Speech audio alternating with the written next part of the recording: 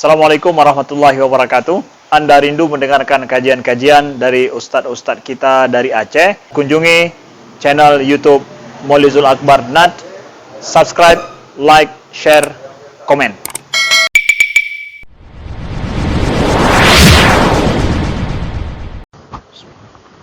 Assalamualaikum warahmatullahi wabarakatuh. Alhamdulillahirabbil alamin. وبه نستعين على أمور الدنيا والدين أشهد أن لا إله إلا الله وحده لا شريك له وأشهد أن محمدا عبده ورسوله الكريم اللهم صل وسلم على نبينا محمد وعلى آله وأصحابه أجمعين أما بعد رب اشرح لي صدري ويسر لي أمري wahlul 'uqdatam min lisani yafqahu qawli. Segala puji bagi Allah, kemudian salawat dan salam kepada Rasulullah, pada keluarga dan seluruh sahabat-sahabatnya. Bapak-bapak jamaah salat maghrib yang Allah muliakan insyaallah, mengingat bahawa dalam hitungan 2 minggu yang akan datang, dan ini pertemuan kita terakhir sebelum Ramadan, maka ada baiknya untuk malam ini kita ulang kaji seputar hukum-hukum masalah Ramadan.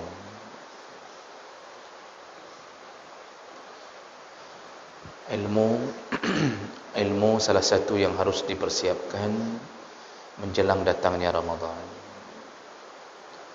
Sebagaimana kita mempersiapkan umrah, mempersiapkan haji, begitulah selayaknya kita mempersiapkan Ramadan. Baik, kita lihat dulu syarat wajib puasa. Syarat wajib puasa ada 3, yaitu al-Islam, kemudian taklif. Taklif itu yaitu baligh dan berakal. Kalau tidak baligh dan tidak berakal, maka tidak diwajibkan berpuasa. Kemudian syarat ketiga, selamat daripada penghalang-penghalang yang menyebabkan tidak boleh puasa. Apa saja penghalang yang menyebabkan tidak boleh puasa? Di antaranya yaitu at-talabbus bil haid, orang yang mendapatkan haid, wan nifas dan nifas. Ini tidak boleh puasa. Mau puasa pun tidak boleh. Malah kalau dipaksa puasa berdosa. Kemudian al-ighma awil junun, pingsan atau gila atau mabuk atau hilang akal yang terjadi sepanjang hari Ramadan. Maksudnya dari pagi sampai menjelang maghrib dia hilang akal, maka itu tidak boleh puasa dan tidak dianggap puasanya. Tapi seandainya cuma sebentar saja, maka tetap wajib untuk berpuasa. Dari pingsannya cuma 1 jam, maka ketika siuman tetap wajib melanjutkan puasanya. Baik. Lalu ada uzur. Tadi uzur penghalang puasa yang enggak boleh puasa. Sekarang ada uzur yang orang dibolehkan berbuka. Artinya tidak wajib puasa, boleh berbuka. Tapi kalau dia ingin melanjutkan juga tidak mengapa. Apa saja uzur tersebut? Di antaranya adalah al-marad, yaitu sakit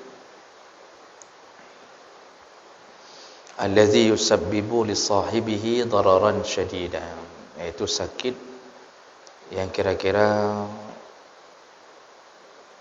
sakitnya menyebabkan darar. Ya, artinya kalau dia puasa bertambah sakitnya. Nah, ini boleh tidak berpuasa. Tapi kalau sakit itu menyebabkan kebinasaan, wajib berbuka.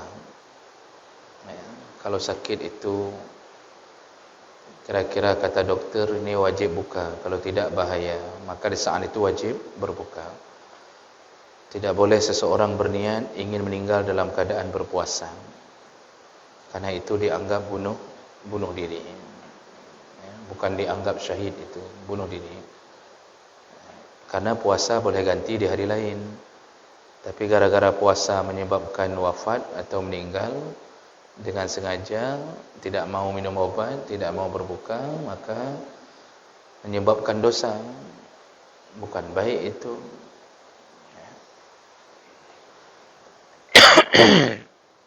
Lalu berikutnya yang boleh seseorang untuk berbuka yaitu as-safar at-tawil, melakukan perjalanan panjang yang melebihi 85 atau 90 km, dan perjalanan itu perjalanan mubah, bukan maksiat, dengan syarat sepanjang hari Ramadan, sepanjang hari dia puasa, dia berada dalam keadaan safar. Itu boleh tidak puasa sehari penuh. Ini gimana contohnya? Misal Bapak mau ke Banda Aceh, itu sudah melebihi 90 km. Baru boleh tidak puasa sepanjang hari kalau dia keluar dari rumahnya sebelum imsak. Sebelum imsak dia keluar dari rumah. Begitu datangnya imsak, misal dia keluar jam 4 pagi, dia keluar berangkat. Begitu jam 5 datang imsak, yaitu fajar, datang waktu salat subuh, azan subuh, dia sudah berada dalam posisi musafir.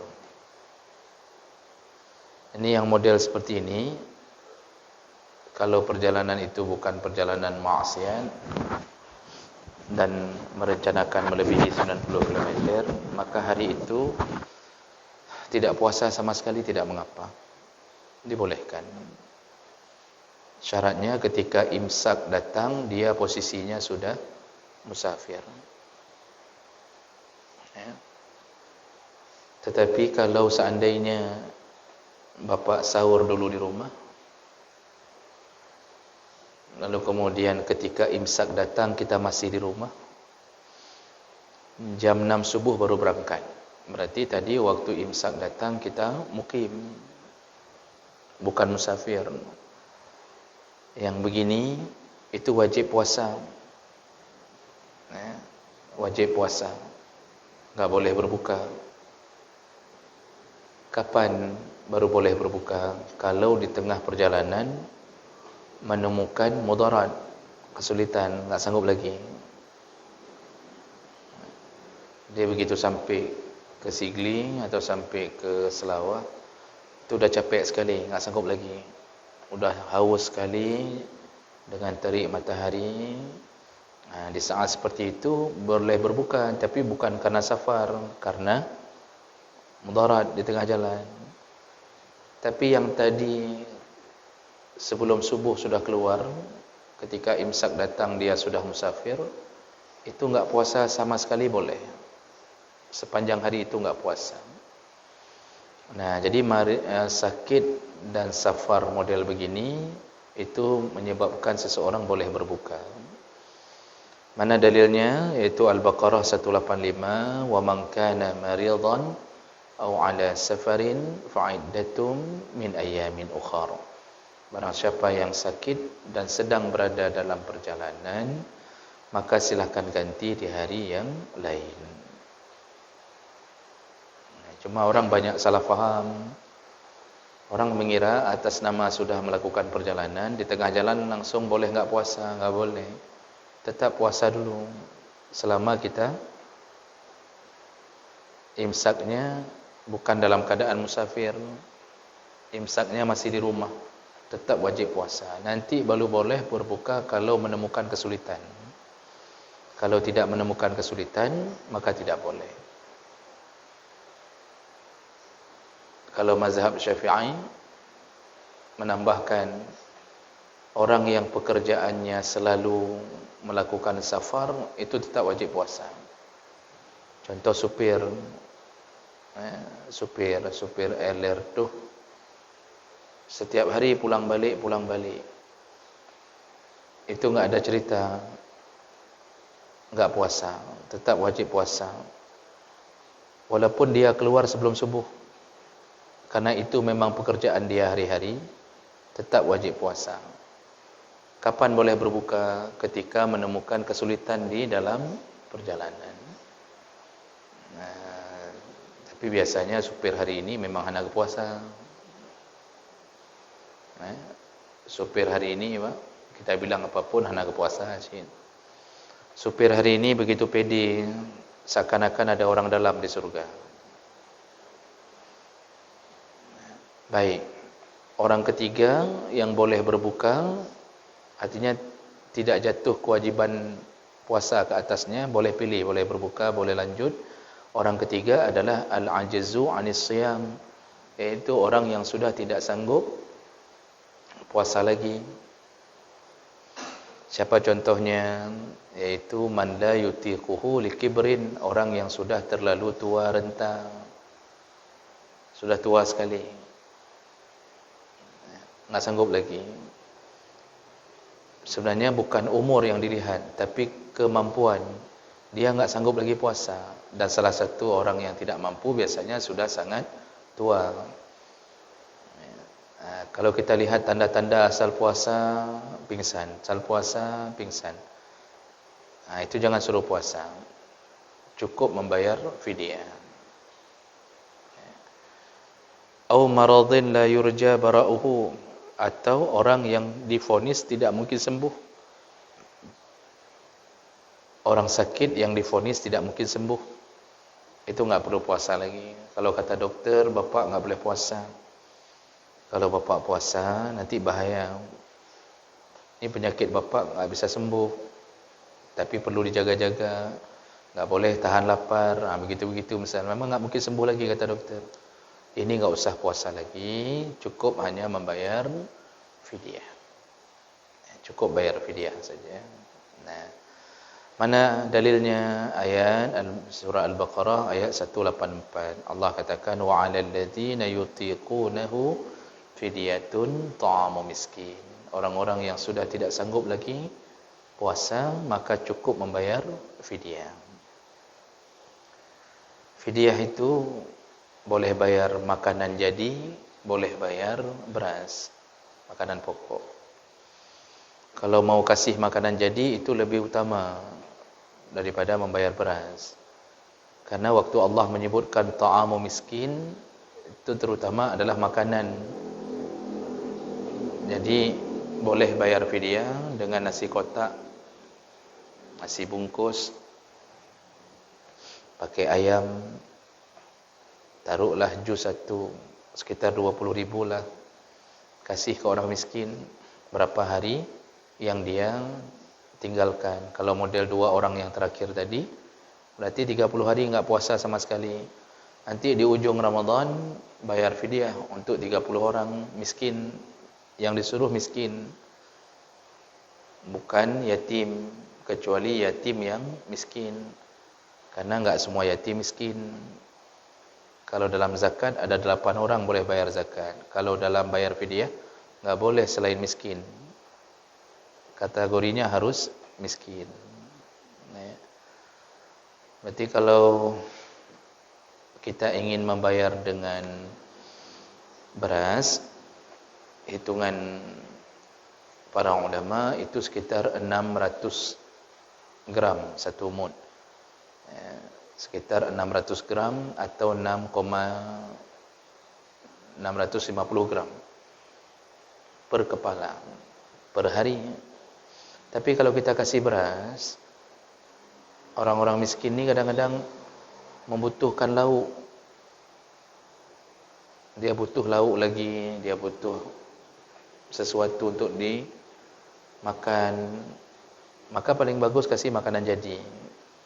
Kasih aja makanan jadi sekitar 15 sampai 20 ribu. Tapi makanannya ya makanan yang menyenangkan orang miskin lah. Jangan kita kasih makanan begitu orang miskin buka, isinya kuturesin, awanyan ping kuturesin. Jadi kata orang miskin, mentang-mentang kita miskin, ikan surai dikasih. Jadi kasihlah yang istimewa, ayam penyet ke, ayam geprek, ayam banting atau apa sajalah yang kira-kira orang miskin bahagialah mendapat fidyah kita. Baik. Jadi itu syarat wajib puasa Islam, balik berakal dan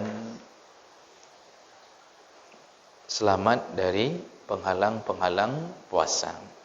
Maka dia wajib berpuasa.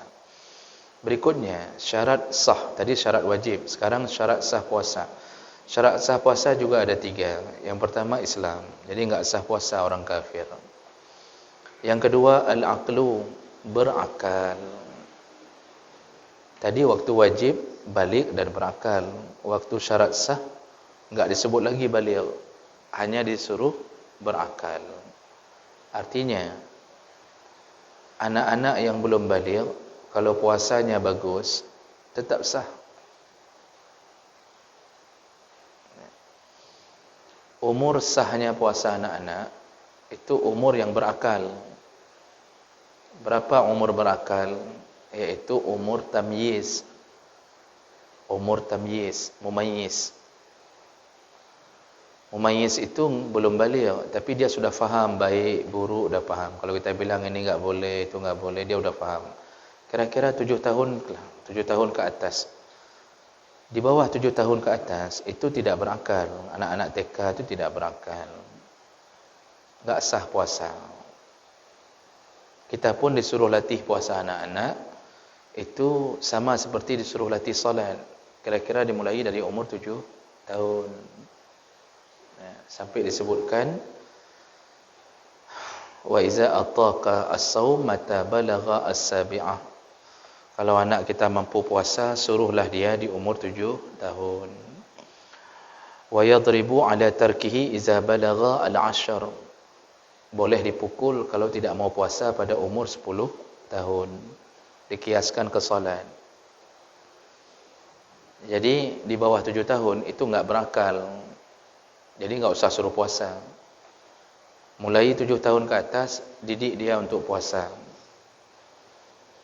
Kalau puasanya bagus, sah puasanya karena tidak disyaratkan balik untuk sah. Tapi dia enggak dapat pahala. Karena baru tercatat dosa dan pahala ketika balik.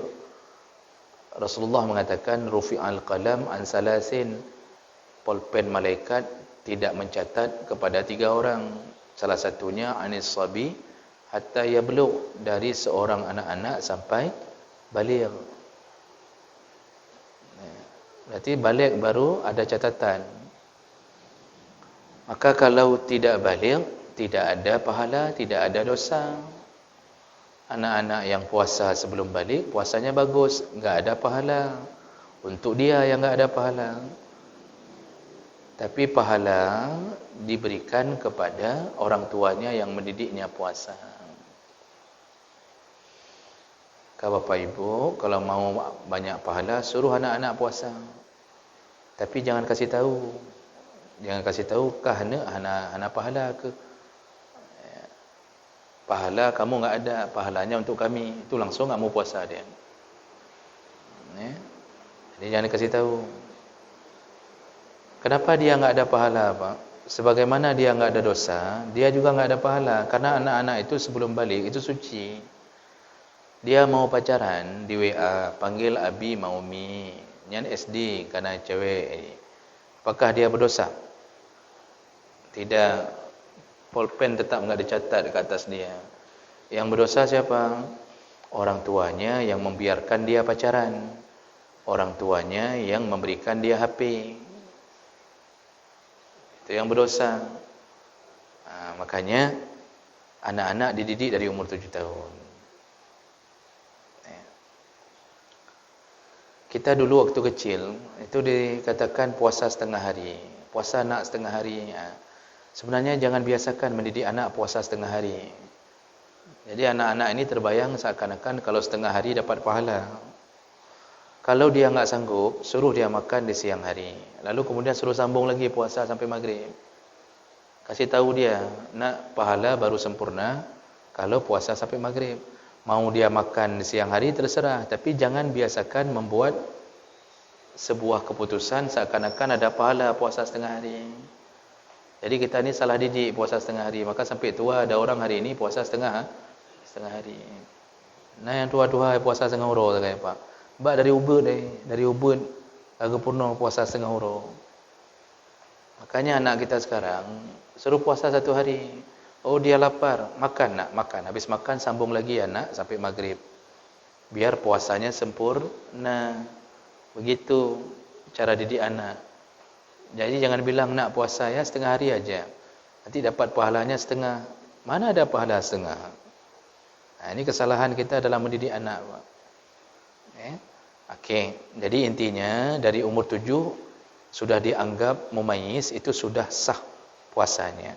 Sama kayak solat juga. Itu kalau solatnya bagus sudah sah, walaupun belum balik. Karena dalam solat pun enggak disyaratkan balik untuk sah. Balik itu hanya disyaratkan untuk wajib. Wajib puasa, wajib solat. Maka semangat Pak untuk didik anak dari umur 7 tahun agar dia puasa. Nanti waktu buka puasa belikan yang enak-enak. Ini udah suruh puasa. Waktu buka kadang-kadang enggak ada apa-apa pun. Anak-anak besok akan puasa lagi, enggak semangat. Jadi bukaan anak-anak tu yang enak-enak, Pak. Burger, pizza 1 meter, gitu-gitulah. Bersemangat anak min, nak puasa. Nanti papa akan belikan kamu burger yang daging double telur. 2 hari diberikan anak kayak gitu, bapaknya yang enggak mau puasa lagi. Habis modal masa bawahnya puasakah, kata bapa. Jadi itu syarat kedua sah puasa, iaitu berakal. Tidak ada syarat baligh untuk sah puasa. Yang ketiga, selamat dari pembatal puasa. Jadi selama dari pagi sampai maghrib, kalau enggak ada yang membatalkan berarti sah puasanya. Nanti sebentar lagi kita lihat apa yang membatalkan. Itu syarat sah puasa. Sekarang rukun-rukun puasa. Rukun puasa cuma 2. Yang pertama niat. Wajib niat. Karena Rasulullah mengatakan innamal a'malu binniyat. Dan niat itu, apa maksud niat untuk puasa? Yaitu qasdu as-siyam, menyengajakan untuk puasa. Jadi ada bersitan hati untuk puasa. Wa mahalluha al-qalb, tempatnya di hati. Wala takfi bilisan, enggak bisa hanya dengan mulut. Wala yushtaratu at-talaffuz, dan enggak disyaratkan pun harus melafazkan. Jadi yang kita biasakan selama ini nawaitu shauma ghadin an adain itu kan lafaz. Itu lafaz puasa, lafaz niat puasa. Itu belum berniat karena enggak disyaratkan pun untuk melafazkan. Yang penting hati yang bergerak. Makanya di menasah-menasah ketika sudah menyuruh nawaitu shauma ghadin, itu seharusnya disebutkan lagi. Ini baru lafaz, belum niat. Sekarang bersihkan di hati masing-masing. Itu baru berniat karena tempat niat di hati. Makanya ada orang yang tidak mengucapkan itu, tapi ketika menjelang sahur dia bangunin anaknya, bangun sahur. Itu pergerakan mau sahur itu berarti pergerakan mau puasa. Di dalam hati memang untuk puasa. Sahur, kena puasa. Itulah niat. Bersitan hati ingin melakukan, itu niat. Namun yang lebih baik kalau disengajakan. Sengajakan di dalam hati, nawaitu shauma ghadin, itu lebih baik. Asal ada niat untuk puasa Ramadan, itu sudah dianggap niat. Karena enggak disyaratkan harus melafazkan. Untuk syarat sah niat itu ada beberapa syarat. Ada 3 syarat. Yang pertama at-tabyid, harus dilafazkan di malam hari.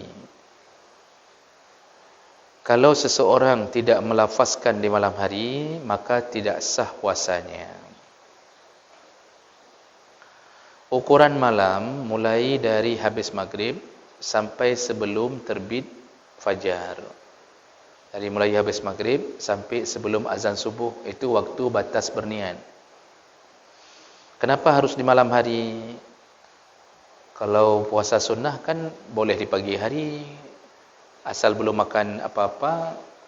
Pagi itu puasa, niat puasa, kayak Nabi enggak ada makanan puasa. Begitu ada makanan dia buka. Misal itu puasa sunnah boleh, puasa wajib enggak boleh. Kenapa?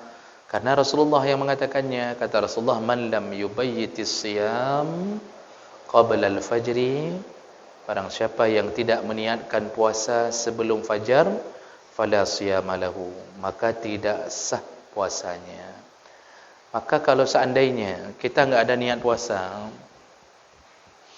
habis maghrib karena kekenyangan tertidur, Pak, ana sempat danit ke puasa singa, enggak ada bersitan hati pun, tertidur dari habis maghrib, terbedah hala sembahyang subuh, itu dia boleh puasa enggak hari itu? Enggak. Karena sedikit pun enggak ada niat di hatinya, bersitan pun enggak ada untuk puasa. Maka hari itu dia tidak anggap tidak berpuasa, wajib qadha di hari yang lain. Apakah dia berdosa? Tergantung. Kalau dia tidak sengaja, maksudnya enggak sengaja, tiba-tiba terbangun sudah subuh, dia tidak berdosa, tapi wajib qadha di hari yang lain. Hari itu bagaimana? Enggak ada puasa dan enggak sah, tapi harus menghormati Ramadan, bergaya seperti puasa. Sama kayak orang haid, ibu-ibu yang haid, istri-istri yang haid itu kan enggak bisa puasa, tapi tetap disuruh sahur. Disuruh sahur, lalu menahan diri, nanti buka bersama, itu dapat pahala menghormati Ramadan. Jadi enggak boleh ketika sudah haid, masa-masa haid, si ibu, si istri enggak puasa, dek puasa peluh beli Indomie pakai telur 2, lalu masak Indomie dia di dapur, makan di depan suami, depan anak. Kata si anak, "Apakah mamak begitu?" Kata si mamak kan haid, enggak puasa. Suka-suka dia habis makan Indomie, ambil roti, cilet dengan selai, lalu ambil buah-buahan, galak-galak aja kan. Itu malah berdosa. Enggak boleh, tetap harus hormati Ramadan. Jadi kayak mana kalau nanti siang mau makan, makannya diam-diam. Ya, masuk ke dalam kulkas lah dulu, sudah makan baru keluar lagi. Jadi baik depa. Tetap harus hormat ke Ramadan. Begitu. Jadi orang haid itu pun sebenarnya disuruh puasa. Sahur suruh sahur, kalau bisa puasa. Itu dapat pahala menghormati walaupun dia bukan orang yang sedang sah berpuasa. Jadi syarat niat adalah dilakukan di malam hari. Syarat yang berikutnya at-tikrar. At-tikrar itu harus dilakukan setiap hari. Satu-satunya mazhab yang mengatakan boleh meniatkan puasa sebulan penuh itu cuma mazhab Malik. Hanya mazhab Malik yang mengatakan boleh berniat puasa dari awal Ramadan, niat terus sebulan ke terakhir. Tapi itu dilemahkan oleh jumhur ulama. Hampir semua ulama lain tidak mendukung pendapat ini. Tapi niat puasa itu harus dilakukan berulang-ulang. Besok puasa, besok niat. Puasa lagi besoknya, besok niat. Kenapa begitu? Karena Ramadan bukan satu paket. Harinya berbeda-beda. Buktinya, kata para ulama ni, buktinya kalau kita batal hari ini, apakah besok otomatis batal? Kan enggak. Kita batal hari ketiga, apakah hari ke-1 dan ke-2 otomatis batal? Kan enggak. Cuma batal hari ketiga berarti. Berarti kalau begitu, hari-hari Ramadan itu bukan satu paket, terpisah-pisah. Kalau satu paket, hari ini batal mandum je. Tapi enggak begitu. Makanya para ulama, jumhur ulama mengatakan wajib berniat sesuai dengan hari masing-masing. Setiap malam tu berniat, setiap malam berniat, setiap malam berniat. Tidak sah berniat untuk sebulan penuh dalam pandangan jumhur ulama. Itu tadi hanya pandangan mazhab Malik. Baik, itu syarat berniat. Jadi rukun puasa pertama adalah wajib niat. Enggak ada niat, tidak sah puasa. Rukun kedua, yaitu al-imsak anil mufattarat, menahan diri dari sesuatu yang membatalkan. Apa saja yang membatalkan puasa? Yang pertama, al-aklu wasyurbu, makan dan minum. In izakana zalika amdan, itu semua baru batal kalau dilakukan dengan sengaja. Mahmakan al-ma'kul awil masyrub qalilan, walaupun yang dimakan cuma sedikit, kalau sengaja tetap batal. Sahur kita makan bohrorum, overceron, tertinggal kelapa di waktu duha, keluar kelapa itu dalam mulut, kita telan, enggak mengenyangkan dan tidak membuat orang itu merasa apapun, tapi karena ditelan dengan sengaja batal walaupun sebutir kelapa. Fa in nasiya, tapi kalau dia lupa, enggak sengaja, dia lupa bahwa itu Ramadan. Biasanya terjadi di hari pertama, lupa. Kalau sudah lupa setiap hari, nyanci anak puasa ajunya. Titiuro lupa. Ini dia lupa, hari pertama lupa, zuhur makan. Makan berdua piring, Bang. Diingatkan sama istrinya, "Hai, anak puasa kau." Dia mengatakan, "Kapalo puasa ronyo kau." Dia lupa, walaupun 2 piring atau 3 piring, tetap enggak batal. Jadi begitu diingatkan, langsung disuruh sambung. Rasulullah mengatakan, "Man nasiya wa huwa sha'im fa akala aw syariba falyutimma shaumah. Fa innama at'amahu Allah wa saqahu." Barang siapa yang lupa dalam bulan Ramadan lalu dia makan dan minum, maka setelah itu sambunglah puasanya. Karena Allah telah memberi jamuan untuknya. Jadi ini jadi tamu Allah nih. Orang-orang yang lupa ini jadi tamu Allah. Saya sudah bertahun-tahun puasa berharap dijamu sama Allah, hana mendempak mati urop. Hawa ada 3 ge berdua. Pingin sekali-sekali kita lupa. Kan lupa-lupa. Asal mau lupa sudah diingatkan sama isteri, "Hai puasa, hai nak puasa." Maunya kan isteri sekali-sekali ingatkan habis kita makan. Kan? Makanya orang yang lupa ni kalau sudah makan itu dia tamu Allah. Allah yang memberinya. Yang paling parah diingatkan oleh isteri makan ayam penyet setelah memakan cabai, diingatkan belum sempat minumnya air. Mekemat, manok masih mekemat di sini, Pak. Cabai lebih naik. Kata si isteri, "Hana puasa." Ini dalam keadaan pedas sekali, dalam keadaan manok metangkut. Kata si suami, "Medihkan si menit." Tu kaya begah. Bah dah temeng JP lah. Ni kayak gini gimana? Diingatkan belum minum. Kalau betul-betul butuh minum, sepakat para ulama mengatakan betul-betul butuh minum, maka dibolehkan minum. Sekedar hanya untuk melewatkan yang di tenggorokan ini. Jadi kalau dalam 1 gelas, setengah gelas boleh. Setengah gelas lewatkan. Tapi kalau minum setengah gelas lagi, jangan batal puasa. Jadi cukup hanya untuk melewatkan saja, dibolehkan. Ini sudah jadi tamu Allah, akhirnya menderita. Baik, itu pertama pembatal puasa. Yang kedua, wusulu ainin ilal jawf min munfizin maftuh. Masuk sesuatu benda dari rongga yang terbuka. Jadi yang disebut ainin sesuatu yang nampak. Kalau enggak nampak enggak batal. Contoh angin. enggak nampak, kita masuk angin. Batalkah puasa orang yang makan angin? Tidak. Walaupun perut kembang kita mau angin, ana batal puasa. Kita depa nak angin dalam perut dia. Tapi enggak batal.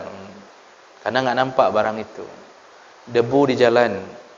Kita bawa motor, masuk debu, tapi enggak nampak. Tidak batal. Jadi yang batal tu yang mana? Yang ain, yang nampak. Iaitu syai'un tarahu al-ain. Sesuatu yang bisa dilihat oleh mata. Dan baru batal kalau masuknya ke dalam rongga berlubang. Mana yang disebut rongga berlubang? Al-fammu, mulut. Wal-uzunu, telinga. Wal-anfu, hidung. Wal-qubul, wad-dubur, kubul dan dubur. Itu baru batal.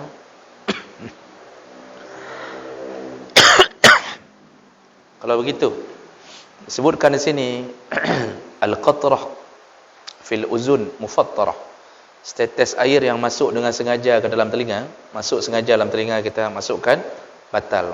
Kenapa? Karena ini rongga berlubang. Wal qatrah fil ain ghaira mufattarah. Tapi satu tetes air kita masukkan ke mata enggak batal karena mata tidak dianggap rongga berlubang. Begitu juga suntik menyuntik. Menyuntikkan sesuatu ke dalam rongga berlubang batal. Menyuntikkan sesuatu ke dalam bukan rongga berlubang, misal ke kulit, ni enggak ada lubang ni. Pori-pori itu bukan dianggap berlubang, itu hanya tempat keluar keringat. Batalkah? Tidak batal, selama bukan makanan. Tapi kalau menyuntik untuk dikirim makanan, batal karena makanan. Contoh infus, batalnya karena yang dikirim nutrisi infusnya, air makanan itu. Tapi kalau dikirim obat-obatan dari sini di siang hari Ramadan, tidak batal. Jadi kalau bentuk makanan apapun batal. Merokok, bapak bakar rokok dalam tong sampah, lalu asapnya bapak hirup, batal tidak? Tidak batal, karena cuma menghirup asap. Tapi kalau merokok yang dihirupkan asap juga, tapi batal karena berupa makanan. Kenapa makanan? Karena orang yang merokok tahu bahwa dia merasa nikmat dengan rokok itu. Makanya banyak orang buka puasa bukan dengan makanan, ngerokok. Ketika buka puasa ngerokok, Pak. Kenapa dia bisa nikmat dengan rokok? Karena bagi dia itu makanan. Dia akan mengatakan pada dia, aku bukan ngerokok dia, merokok boleh, baru mangan. Makanya merokok dalam bulan Ramadan walaupun cuma asap yang masuk, batal. Berbeda dengan rokok yang kita bakar di tempat sampah. Netuk rokok sampai peluk, keluar asapnya. Kita hirup asap rokok juga, enggak batal. Karena bukan dipiap, bukan berbentuk makanan. Nah, berikutnya. Jadi apapun yang terjadi masalah masuk-masuk ke rongga itu baru batal kalau ta'ammud, kalau sengaja. Kalau enggak sengaja enggak batal. Makanya kalau mulut terbuka, lalu masuk zubab atau ba'udah, masuk lalat atau nyamuk, sedang nonton sinetron, masuk nyamuk, batal tidak? Tidak, enggak batal. Kecuali memakan nyamuk baru batal. Kalau masuk, tidak. Ludah tidak batal. Karena ludah bukan makanan, itu enzim. Ludah baru batal kalau sudah keluar dari bibir, tarik kembali. Itu baru batal. Berarti dianggap barang luar. Makanya di dalam kitab fiqh Islami wa adillatu disebutkan contoh. Kalau seorang ibu-ibu ingin memasukkan benang ke dalam jarum, dipim, benangnya dipim. Kan sudah ada ludah di benang itu. Dia masukkan ke jarum, rupanya enggak masuk, dipim sekali lagi. Batal. Batal karena ludah yang kedua itu dianggap ludah dari luar. Sampai segitu, Mak. Jadi ini baru sedikit yang sempat kita bicarakan. Ini enggak mungkin lagi nih karena akan truk wate bang Jadi ada beberapa perkara lain yang menyebabkan batal seperti muntah dengan sengaja, culuk-culuk dalam jarum kena sampai muntah, batal. Kalau muntah dengan sendirinya tidak batal. Baik. Kira-kira begitu, karena waktu kita terlalu singkat. InsyaAllah bisa diperdalam dengan bacaan sendiri. Kita bertemu kembali insyaAllah di dalam Ramadan di waktu yang berbeda. Demikian, mohon maaf tidak bisa dibuka tanya jawab karena waktu. Kita cukupkan, kita tutup dengan kafarah majlis. Subhanakallahumma wa bihamdik, asyhadu an la ilaha illa anta, astaghfiruka wa atubu ilaik. Wassalamualaikum warahmatullahi wabarakatuh.